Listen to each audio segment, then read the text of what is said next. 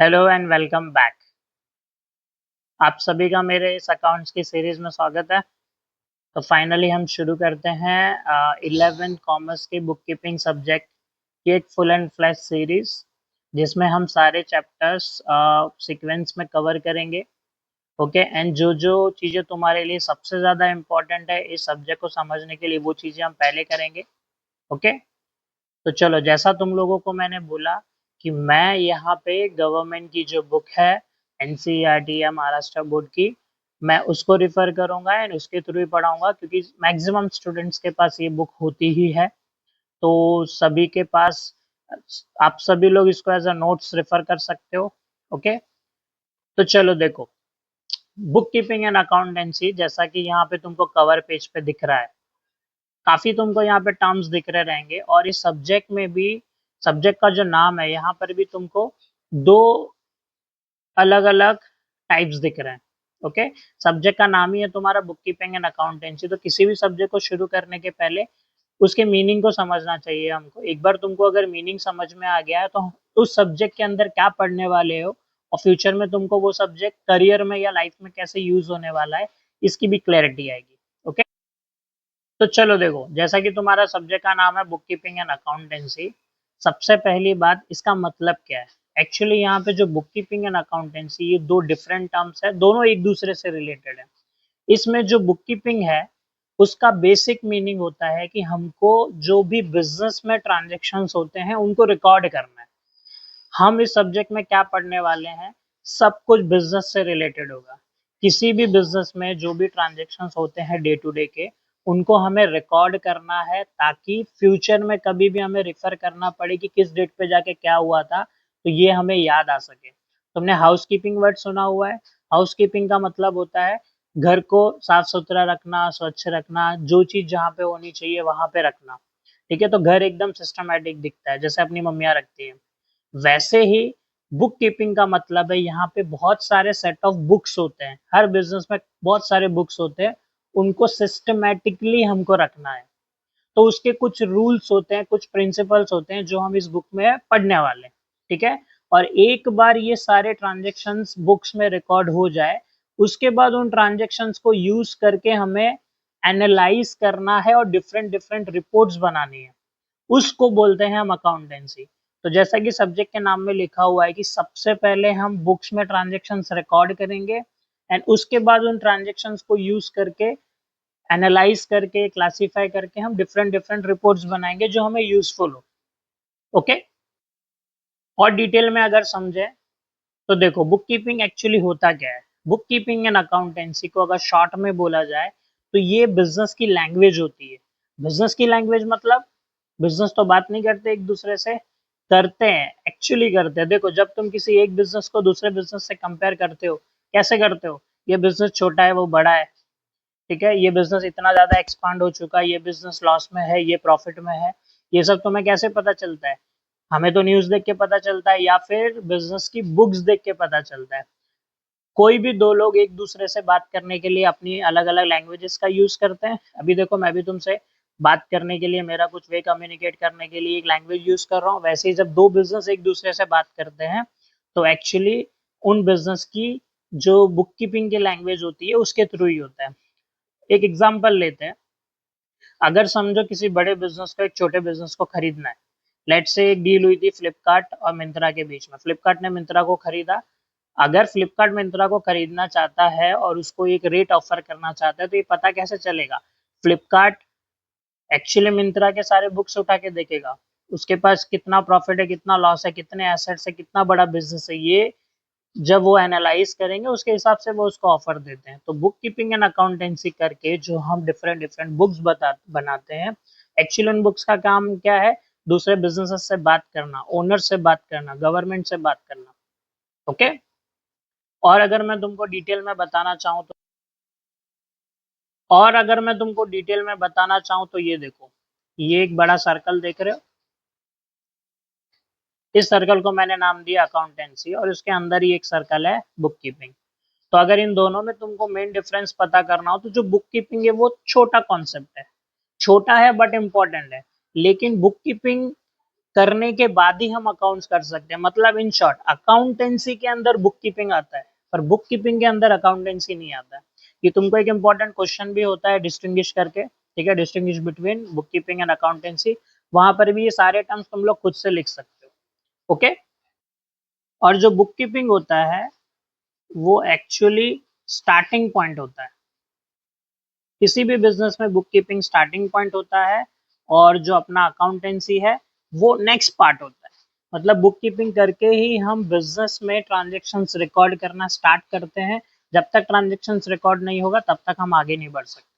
मतलब दोनों इंपॉर्टेंट है, लेकिन सबसे ज्यादा इंपॉर्टेंट क्या है स्टार्ट करने के लिए बुक कीपिंग।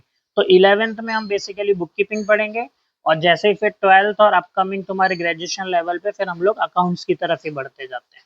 ओके। चलो तो आगे बढ़ते हैं। आई होप सभी को अभी बुक कीपिंग एंड अकाउंटेंसी का एक बेसिक में मीनिंग क्लियर हो गया रहेगा। हम काफी डिटेल में आगे पढ़ने वाले हैं। चलो अब आते हैं बुक्स में, थोड़ा आगे बढ़ते हैं, इंडेक्स के ऊपर आते हैं। काफी लोग इंडेक्स ज्यादा इंपॉर्टेंट नहीं समझते हैं, बट आई थिंक इंडेक्स काफी इंपॉर्टेंट है यहाँ पे। देखो एक सबसे इम्पोर्टेंट चीज ये कि 11 सब्जेक्ट का जो तुम्हारा इंडेक्स है वो उस सीक्वेंस में बनाया गया है जिस सीक्वेंस में एक्चुअली रियल लाइफ में हम बुक्स ऑफ अकाउंट्स बनाते हैं। बुक्स जहां भी मैं बुक्स की बात करूँ वहां पे बुक्स ऑफ अकाउंट्स। एक बिजनेस में बहुत सारे बुक्स होते हैं अलग अलग टाइप की, कौन कौन सी वो आगे डिस्कस करेंगे। ओके। तो देखो सबसे पहले हम इंट्रोडक्शन पढ़ेंगे, अभी जो हमने स्टार्ट किया चैप्टर 1 में। उसके बाद एक कॉन्सेप्ट होता है डबल एंट्री बुक कीपिंग। क्या होता है डबल एंट्री, क्या होता है सिंगल एंट्री, थोड़ी देर में हम पढ़ने ही वाले हैं। उसके बाद चैप्टर नंबर 3 है जर्नल, जो one of the most important chapter और लाइफ टाइम तुम्हारे साथ जाता है। जब तक तुमको जर्नल नहीं आएगा तब तक तुम लोग लेजर नहीं कर पाते हो। ठीक है, लेजर भी एक बुक होती है, जर्नल भी एक बुक होती है। एक्चुअली तुम ऑब्जेक्टिव्स अपने यहाँ पे कंटिन्यू कर सकते हो, मेरे साथ ही याद कर सकते हो कि कौन कौन सी बुक्स है। 3-4 बुक्स के नाम तो तुम्हारे सामने लिखे हुए हैं। तो सबसे पहले हम जर्नल बुक करते हैं, फिर हम लेजर बुक पढ़ते हैं, फिर उसके बाद तुम्हारा जो 5th चैप्टर है वो सब्सिडरी बुक्स है। फिर ये थोड़े डिफरेंट पार्ट्स आ जाते हैं। एक बार तुम्हारे बुक्स में ट्रांजेक्शन्स रिकॉर्ड हो जाते हैं, उसके बाद देखो कभी कभी कुछ एरर्स आ गई हैं तो हम उन एरर्स को करेक्ट कैसे करेंगे। एक अलग कॉन्सेप्ट भी होता है डेप्रिसिएशन, जो मोस्टली हम 10th के पहले तक नहीं सुनते हैं। ओके, हम यहाँ पे समझेंगे। एक और होता है बैंक रिकंसिलिएशन स्टेटमेंट, क्या है डीपली बाद में पढ़ेंगे। पर तुमको भी पता है बिजनेस में पैसा ही इम्पोर्टेंट है, पैसे को ही हम रिकॉर्ड करते हैं। तो डेफिनेटली बैंक का भी एक इम्पोर्टेंट रोल है, तो एक अलग स्टेटमेंट बनता है, हम भी बनाते हैं, बैंक की पासबुक्स भी यूज होती है। क्या स्टेटमेंट है वो हम चैप्टर नंबर 6 में पढ़ेंगे। एंड ये सारा काम हो जाने के बाद एक्चुअली हर बिजनेस में फाइनल अकाउंट्स बनाने होते हैं। हम अकाउंट्स पढ़ रहे हैं लेकिन एक होता है फाइनल अकाउंट्स, इन शॉर्ट, जिससे हमको पता चले हमारे पास कितना प्रॉफिट हुआ है कितना लॉस हुआ है। बिजनेस क्यों करते हैं, प्रॉफिट और लॉस के लिए। तो जब हम एक सिस्टमेटिक तरीके से चीज़ों को रिकॉर्ड करना शुरू कर देते हैं, हिसाब किताब एकदम क्लियर होता है, जब हम उससे फाइनली कंक्लूजन निकाल पाए तो हम उसको फिलहाल शॉर्ट में फाइनल अकाउंट्स बोल सकते हैं। कैसे बनाएंगे क्या करेंगे, एक बहुत इंपॉर्टेंट चैप्टर है तुम्हारे एग्जाम के लिए, बाद में पढ़ेंगे। एक चीज याद रखो, हम जो कुछ भी यहाँ पे पढ़ने वाले हैं वो सब डबल एंट्री बुक कीपिंग के ऊपर है। एक ही चैप्टर है जो सबसे लास्ट में हम पढ़ेंगे, सिंगल एंट्री सिस्टम, थोड़ा डिफरेंट है क्योंकि ओवरऑल जो तुम लोग पढ़ने वाले हो यहाँ पे सब कुछ डबल एंट्री के ऊपर रहेगा। क्या है डबल एंट्री हम सीखेंगे थोड़ी देर में, लेकिन एक ही चैप्टर है सिंगल एंट्री, तो वहाँ पे थोड़ा दिमाग कंफ्यूज हो जाता है कि अरे अब यहाँ पे रूल्स नहीं अप्लीकेबल हो रहे जो हम रूल्स पढ़ने वाले हैं, जो सिस्टमेटिक तरीके से चीजें रिकॉर्ड करेंगे हम। ठीक है, इसीलिए इस चैप्टर को भी समझो लास्ट में ही पढ़ेंगे। ईजी है काफी, लेकिन तब थोड़ा हमारा दिमाग काम नहीं करता है क्योंकि हम कुछ और पढ़ रहे हैं, वो चैप्टर पे रूल्स कुछ अलग फॉलो होते हैं। आई होप तुम लोगों को इंडेक्स का एक्सप्लेनेशन क्लियर होगा। एक बार इंडेक्स से थोड़े फैमिलियर हो जाते हो तो चैप्टर्स वाइज जब हम शुरू करते हैं तो बहुत इजी होता है। ओके, चलो तो अब शुरू करते हैं अपने चैप्टर नंबर 1 से थोड़ा डिटेल में। ओके, चलो तो अब शुरू करते हैं अपने चैप्टर नंबर 1 से। काफी इंपॉर्टेंट होने वाला है स्टूडेंट्स।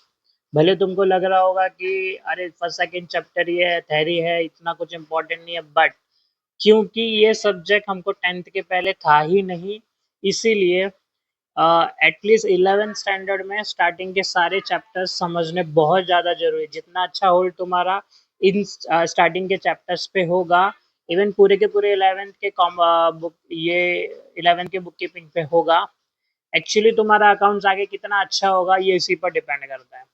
तो चलो, introduction to bookkeeping and accountancy.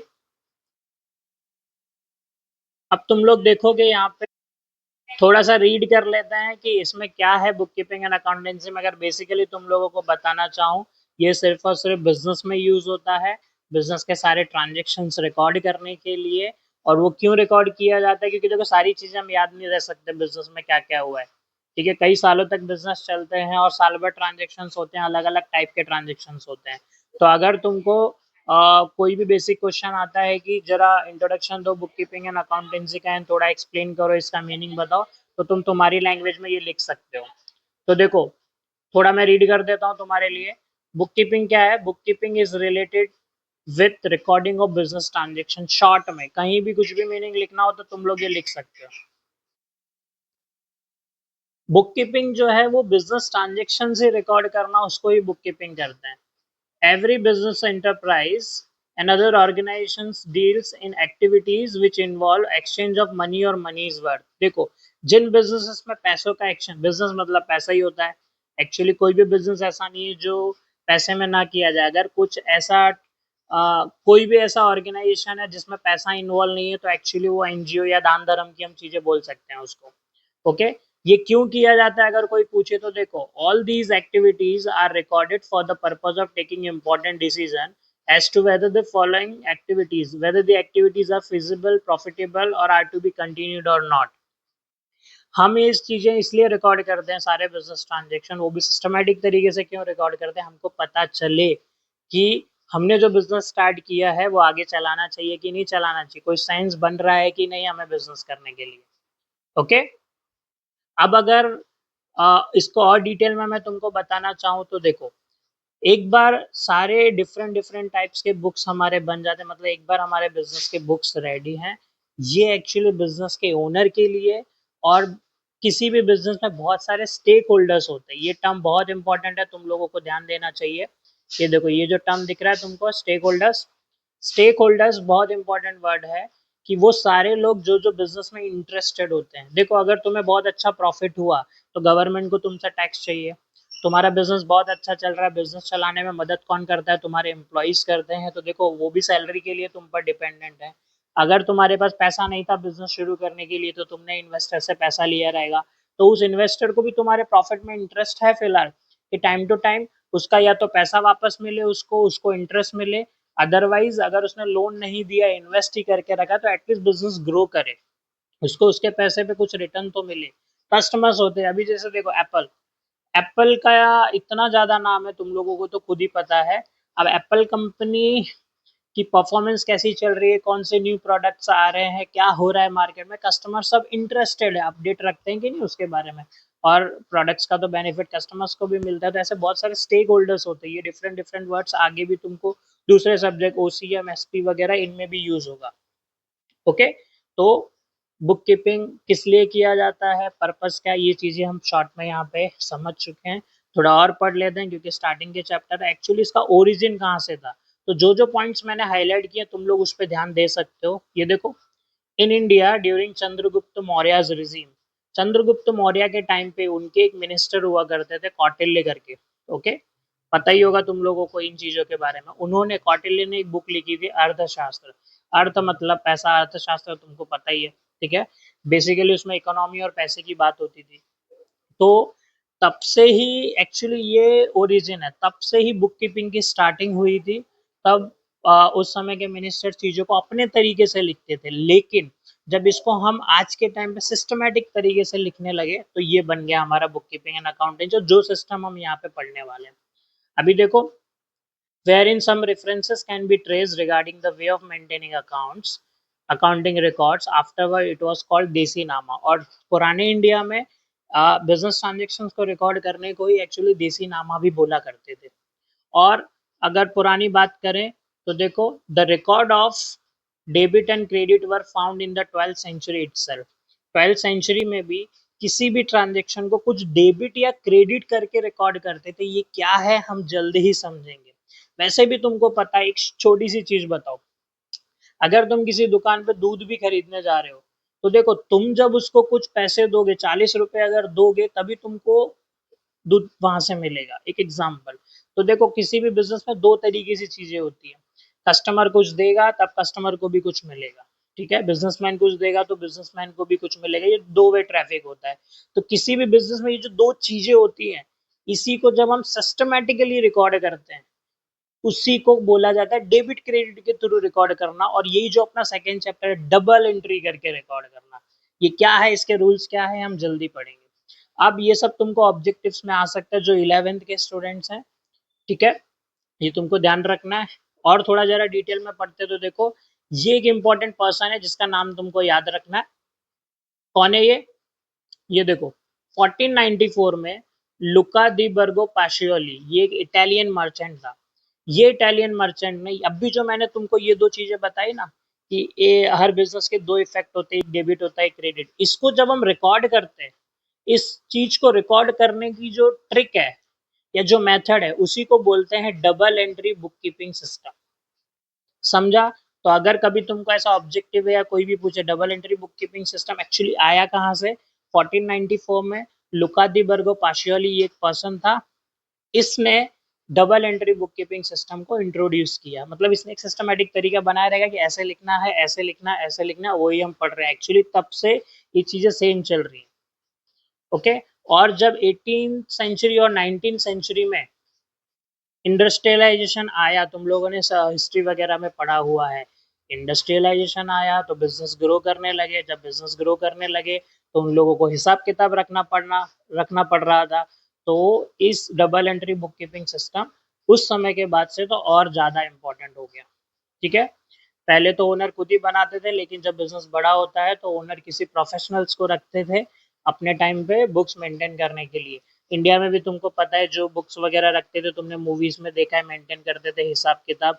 जो मोस्टली बिजनेस कम्युनिटीज होती है, मारवाड़ी, सिंधी, गुजराती, महाराष्ट्र में भी जो बिजनेस कम्युनिटीज होती हैं, मोस्टली इनमें देखो, हिंदी में तो मुंशी वगैरह कहा जाता था, आजकल अकाउंटेंट, चार्टर्ड अकाउंटेंट्स भी कहते हैं। आई होप बेसिक्स तुमको क्लियर होगा। थोड़ा और पढ़ते हैं बुक कीपिंग एंड अकाउंटेंसी के। अब ये वाला पार्ट अगर मैं तुमको बताऊं तो देखो, ये पूरा थ्योरी है, तो ये तुम रीड कर सकते हो तुम्हारी बुक से। जो जो इंपॉर्टेंट मैंने हाईलाइट किया है, वो तुम्हारे लिए इनफ है कॉन्सेप्ट समझने के लिए। अभी देखो, मीनिंग एंड डेफिनेशन में बात करें, एग्जाम में भी अगर तुमको मीनिंग लिखने को आया तो तुम इतना लिख सकते हो। देखो, सिंपल वर्ड में अगर बुक कीपिंग को बोला जाए तो क्या, book keeping is recording of business transaction in the books of account in a systematic way. और वो सिस्टमैटिक वे क्या है, वही हम पढ़ेंगे। ओके। अब एक इंपॉर्टेंट चीज, बिजनेस में पैसा ही होता है, ठीक है, बिजनेस में हम पैसे को छोड़ के जो कोई भी दूसरी चीज है उसका एक्चुअली रिकॉर्ड ही नहीं करते। आगे की लाइन पढ़ोगे, all the monetary transaction are recorded date wise. इसमें हर एक चीज इंपॉर्टेंट, ये सब फीचर्स हैं जो तुम आगे पढ़ने वाले हो। ओके।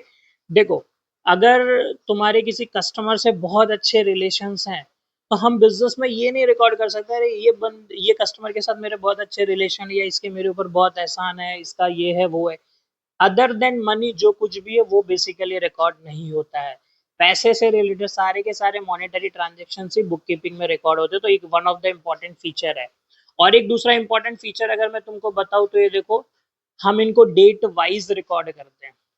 जो ट्रांजेक्शन 1 अप्रैल को हुआ उसको 1 अप्रैल को रिकॉर्ड करेंगे, जो सेकंड को हुआ वो सेकंड को ही रिकॉर्ड करेंगे। और हमें चीजें एक्यूरेटली रिकॉर्ड करनी है। ओके। और सबसे इंपॉर्टेंट चीज ये लास्ट में तुमको दिख रहा है, at the end of the accounting year such records, business results from such records at the end of accounting year. एक यहाँ पे वर्ड आया, एंड ऑफ अकाउंटिंग ईयर। तुम लोगों ने कैलेंडर ईयर तो सुना है, लेकिन अकाउंटिंग ईयर क्या है, ये जब तक हम कॉमर्स में नहीं आते हैं और ये बुक कीपिंग वगैरह नहीं पढ़ते, तब तक हमें नहीं समझ में आता है। तो ये देखो यहाँ पे, ये देखो अकाउंटिंग ईयर क्या होता है, अगर मुझे तुम्हें एक्सप्लेन करना पड़ा, और ये बहुत इंपॉर्टेंट चीज है, आगे के लिए तुमको पता ही होना चाहिए। कॉमर्स स्टूडेंट को तो डेफिनेटली पता होना है। सबसे पहले यहाँ पे देखो, ये जो कैलेंडर ईयर लिखा हुआ है, 1 जनवरी, सॉरी यहाँ पे एक मिस्टेक हो गई है, 1 जनवरी टू 31। मैं इसको करेक्ट, तो चलो ये देखो, सबसे पहले हम कैलेंडर ईयर के बारे में डिस्कस कर लेते हैं। जो कैलेंडर ईयर होता है, जो हमारे घर पे कैलेंडर आता है, वो देखो 1 जनवरी से स्टार्ट होता है और 31 दिसंबर को खत्म होता है। ओके। लेकिन इंडिया की बात करते हैं, इंडिया में जब भी कोई बिजनेस अपने बुक्स बनाता है तो उसका एक पीरियड है, फिक्स पीरियड है, जिसको बोलते हैं अकाउंटिंग ईयर या तो फाइनेंशियल ईयर, दोनों सेम फ्रेजेस हैं, अल्टरनेटिवली यूज होते हैं। तुमने भी सुना रहेगा, काफी लोगों को सुनते हो जो अकाउंट्स वगैरह लाइन में, या तुमने फैमिली में कोई जॉब करता होगा, तो देखो 31 मार्च आ रहा है, मार्च आ रहा है, बहुत प्रेशर है, या टैक्स भरना है, इनकम टैक्स भरना है। तो ये देखो, यही बहुत इंपॉर्टेंट है। अकाउंटिंग ईयर इंडिया में 1 अप्रैल से शुरू होता है, और 1 अप्रैल के पहले का एक दिन क्या होता है, 31 मार्च, मतलब 1 अप्रैल से शुरू होकर 31 मार्च तक जाता है। ओके, तो कभी भी इंडिया में जो भी बुक्स बनाते हैं, बुक कीपिंग करते हैं, या जो भी बुक्स बनाते हैं, वो हमेशा 1 अप्रैल से स्टार्ट होता है। चलो स्कूल का एग्जाम्पल लेते हैं, हमारे स्कूल कब स्टार्ट होते थे?